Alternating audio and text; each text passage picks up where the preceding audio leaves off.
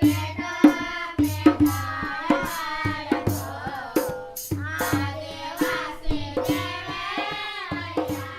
ઘણી કંપની એવી હોય કે ભાઈ રાઠવાઓને કામે પણ નહોતા બેસાડતા, પણ આપણે એવું નથી વિચાર્યું કે ભાઈ અમે બીજી જ્ઞાતિ બદલીને કોઈ દિવસે હું મારી બીજી કંપનીમાં બેઠો પણ નથી. મને ગર્વ છે કે ભાઈ હું રાઠવા અને આદિવાસી છું, અને કોઈ બી જગ્યાએ જાઉં તો હું આદિવાસીથી મારે પહેલો પોસ્ટ જણાવી દઉં કે ભાઈ મેં આદિવાસી છું, અમે રાઠવા એ હિસાબે.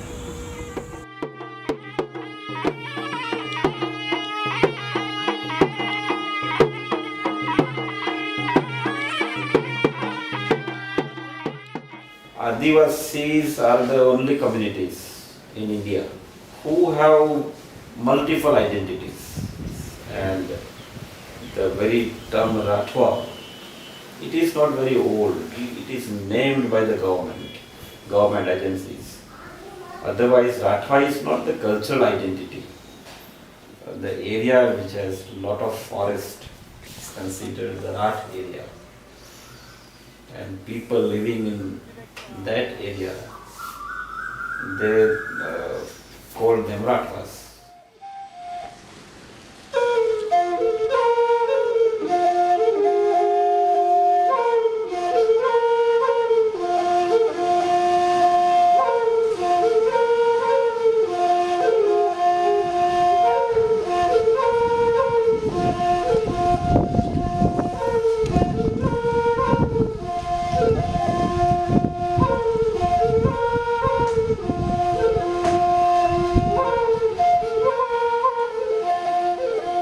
Our way of life, it suits very much to the land, very much to the surrounding. Our songs, our rituals, they are very much in tune with the nature. And nature is something with which we identify.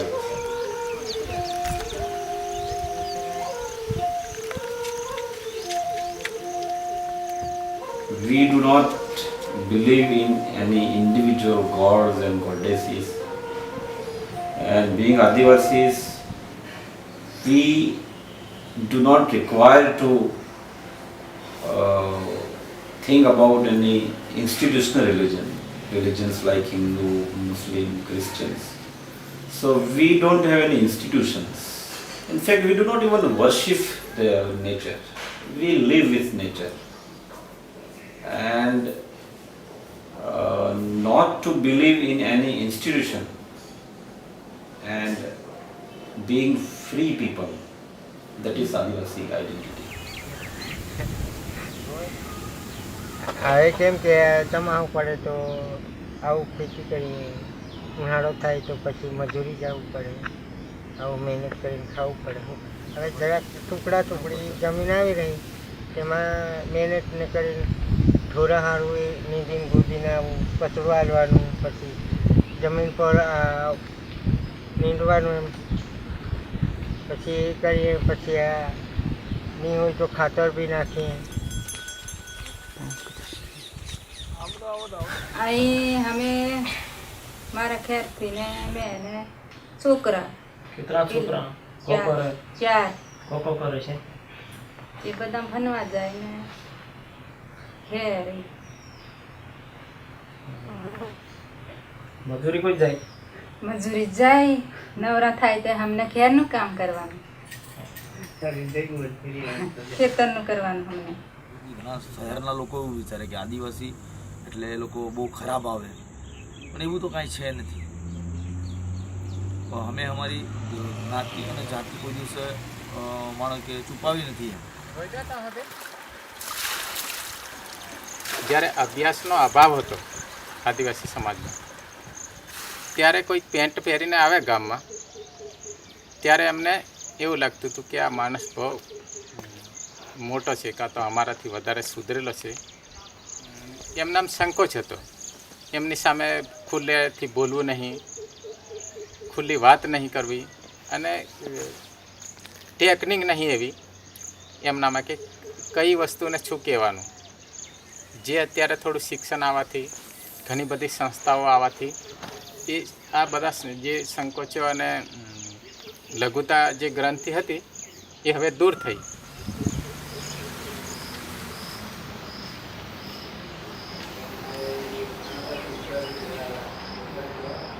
I believe in education. Education changed everything. Because of education, I come here. No? Education changed me. It means if you do not study, then you are like in your village side. You cannot see the city area or nothing. So education brought me here.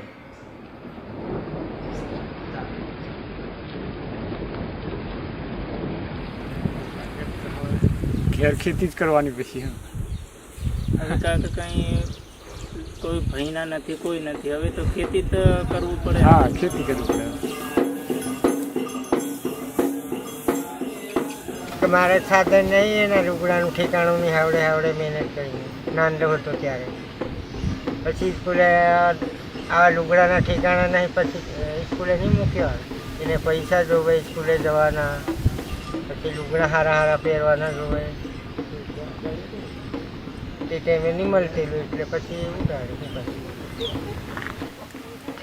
છોકરા ભણવા મૂકતા, કોઈક કરે નોકરી કરે, કોઈક કરે કામ મિસ્ત્રી કામ કરે, કોઈક કરે આવું તગારા બી ઉસેકવું પડે, આવું બધું થાય.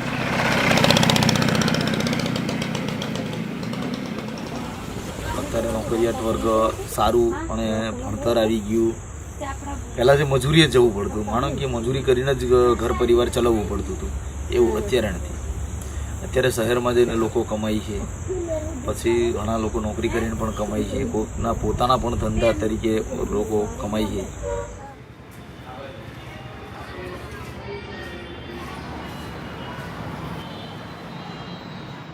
See, mostly these people are farmers.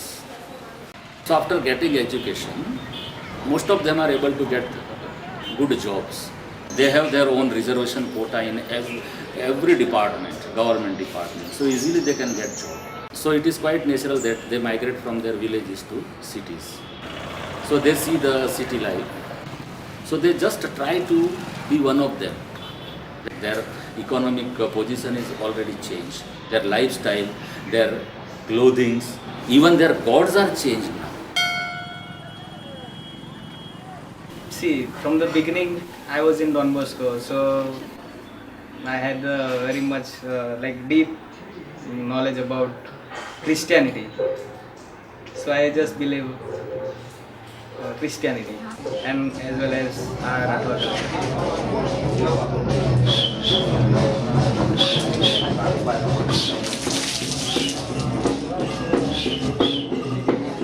I keep bow and arrow. It is like symbolized like Rathwa culture. Sometime any festival, we tie turban. So if you wear pant and shirt, then also you tie turban. So it is okay, like you are like you're following like Rathwa culture. એમાં એવું છે કે અમારી એક રાઠવાની પહેચાન છે. નકર પહેલાં અમારા વડીલો હતા એ કાનમાં ફરજિયાત કકરી રાખતા હતા અહીંયા ઉપરના ભાગમાં, અને કઈડમાં ચાંદીનો કંદોરો કહેવાય અમારી ભાષામાં, એ અને હાથમાં કડું. આ વસ્તુ પહેરતા એટલે નક્કી કરી નાખે કે આ ભાઈ રાઠવા દસે. રાઠવાની અંદર નિશાઈ એ જ છે ને, એ પડાવે જ છે. એ બધા કરાવે પહેલા કરાવતી રહ્યા એટલે પહેલું ના બધા પડાવતી અમે નાના લોકોને નહીં સારું લાગતું, નહીં પડાવે તો ખાલી હાથ અમે પડાવી લે. પડાવે બાકી કોઈ બી આપણું નામ આવે, અક્ષર આવે, ગામડાનું નામ આવે, પછી એનું નામ આવે એવું લખાવે, બીજું કોઈ નહીં પડાવતા. એવું અહીં ખરાબ લાગે છે. પહેલે પાડતા હોતા એટલે એ લોકો હવે હું પાડ્યું ત્યાં કે આવું લાગે તો હું પાડ નાખું કે ચાલ ને બીજું મસ્ત લાગે છે. પછી અવડેના લોકો હું શું કહે તમે અહીં પડાયું, અહીં પડાયું, અહીં પડાયું, અહીં પડાયું, કંઈ સારું લાગે કેટલું ખરાબ લાગે આવું બોલે એટલે કોઈ નહીં પડાવે.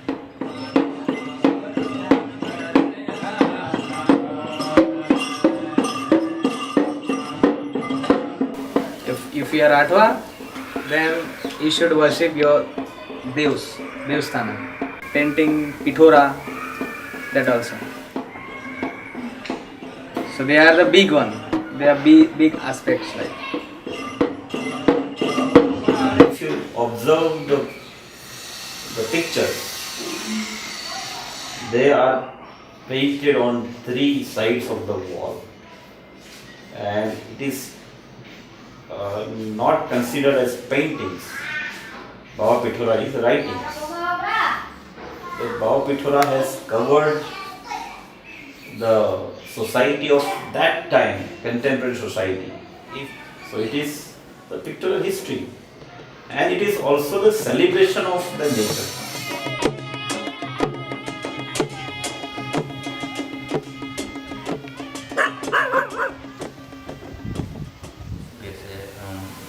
ગામડામાં જે અમારો વિસ્તાર છે રાઠ વિસ્તાર એમાં બોલી પણ થોડી ચેન્જ થઈ જશે અને પહેરવેશ તો ગયો જ છે, હવે થોડો ઘણો રહ્યો છે. અને રાઠવામાં સૌથી વૃક્ષ અમારા માટે ઉપયોગી હોય તો મવડો અને તાડ એ સૌથી મહત્ત્વનો હોય છે. તાડ બી કાપવા માંડ્યા હવે એટલે મવડા બી કાપવા માંડ્યા.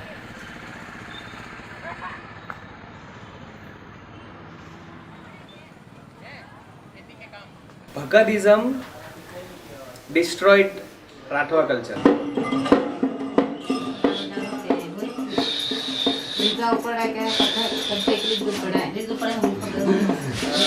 See, suppose now if you have the like no Divasa, Holi or Diwali, they used to cut goat, chicken in their particular Devasthana.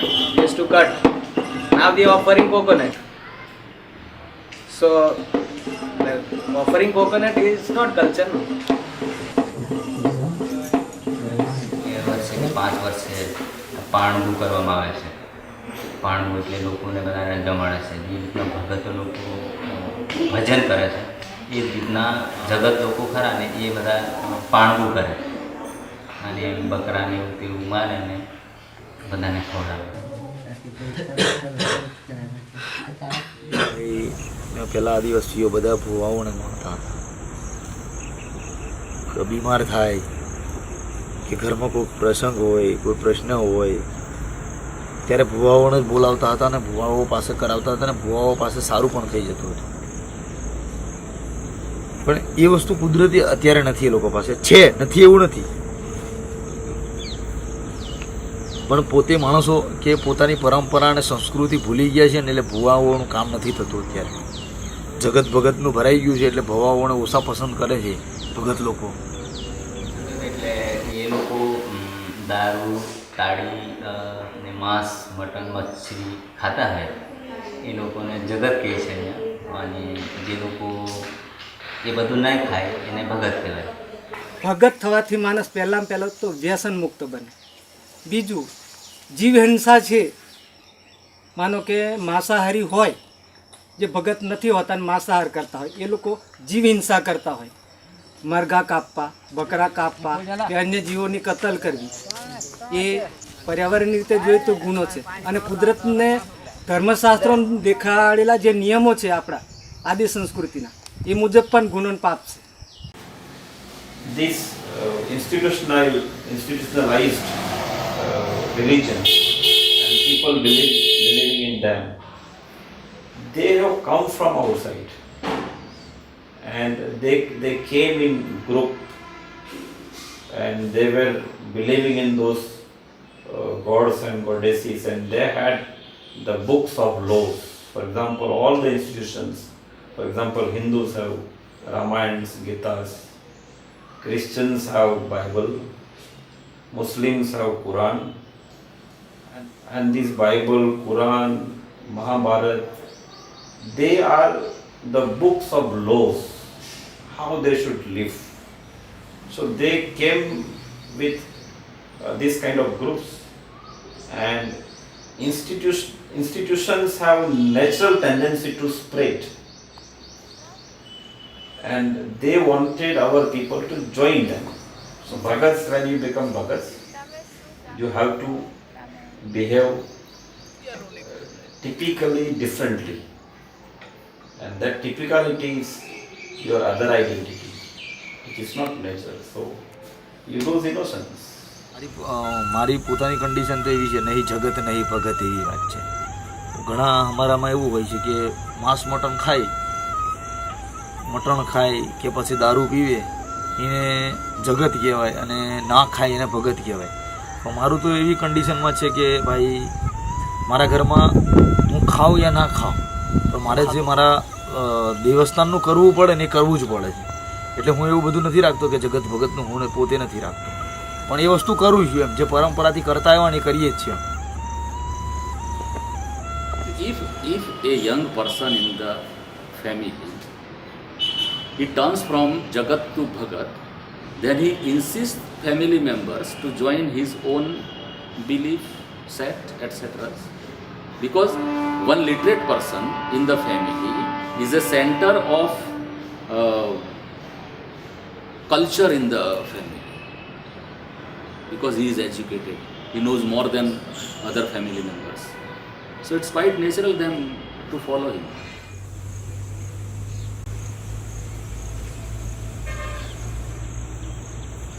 બહાર જવાના પણ એ સંસ્કૃતિ નહીં ભૂલી જાય. સાઉથ સંસ્કૃતિ પોતાના માનો કે બહાર જાય તો ઘણા એવા છે કે ભૂલી પણ જાય,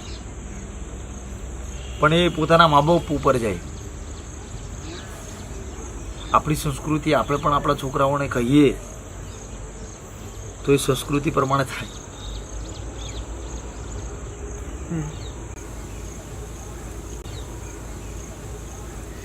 ભણેલાને સિટિંગમાં ને અભણને આવીએ આવું લાકડા છે આવું નીંદવા બોલવાનું, ત્યાં એને ભણેલો નહીં ને ત્યાં એને શું એ સારું કહેવાય.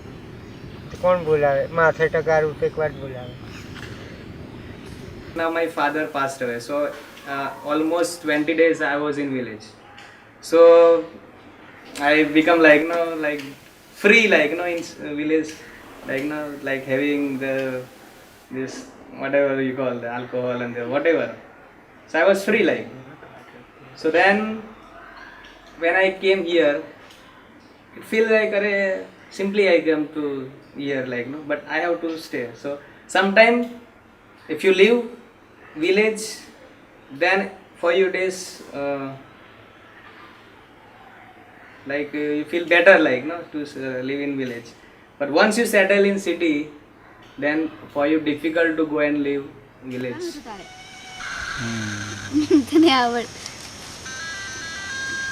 અમારે અહીંયા અમારા બાપ દાદાની મિલકત છે, વધતા ગામની જગ્યા છે, ગમે ત્યાં ઘર બાંધી શકાય છે, ગમે તે પ્રકારનું બાંધી શકાય છે. ત્યાં રોડ નથી નડતા કે કશું નહીં નડતું, એને જેવું બનાવાય એવું બનાવે. બધું સારું છે. જેને જેને જે પ્રકારની જીવવાની પરિસ્થિતિ છે એ પ્રકારે જીવે છે, કેમ કે બીજું કશું કરી શકાય એવું હોતું નથી. પણ શહેર કરતાં ગામડા સારા છે એવું હું અનુભવ કરું છું. ખેતીવાડી અને વરસાદ અને ઝાડ પાનનો ઉપયોગ, જંગલનો ઉપયોગ એ અમારો વારસાગત એ છે. એટલે આદિવાસી તરીકે એ વસ્તુઓ અમે કરતા જ રહેવાના અને એ રીતે અમારું વંશ પરંપરા એ વસ્તુ ચાલવાની.